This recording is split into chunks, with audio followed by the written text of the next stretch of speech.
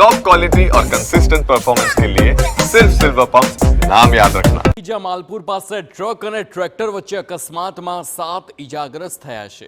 Truck ચાલક ટ્રેક્ટરને ટક્કર મારતા ટ્રેક્ટર પલટી જતા અકસ્માત સર્જાયો છે। ટ્રેક્ટરમાં મેઘરજના 7 શ્રમિકો સવાર હતા। એક વ્યક્તિને ગંભીર ઈજા અને અન્ય 6 લોકોને સામાન્ય ઈજા થઈ છે।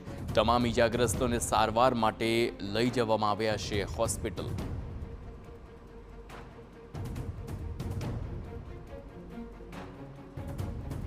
તો આપ જોઈ શકો છો કેવી રીતે અકસ્માત સર્જાયો છે। 7 લોકો ઈજાગ્રસ્ત થયા તેની આખી આ ઘટના સીસીટીવીમાં કેદ થઈ છે અને આખી ઘટના જોઈ શકાય છે કેવી રીતે અકસ્માત સર્જાયો છે।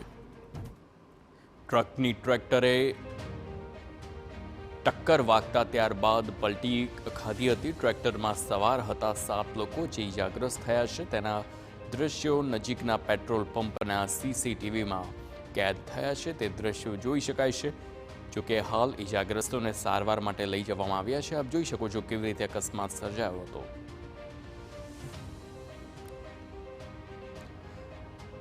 તો આ પ્રકારે ઘટનાઓ અનેક વખત બનતી હોય છે, પરંતુ આવી ઘટનાથી સાવધાન રહેવું ખૂબ જ જરૂરી છે।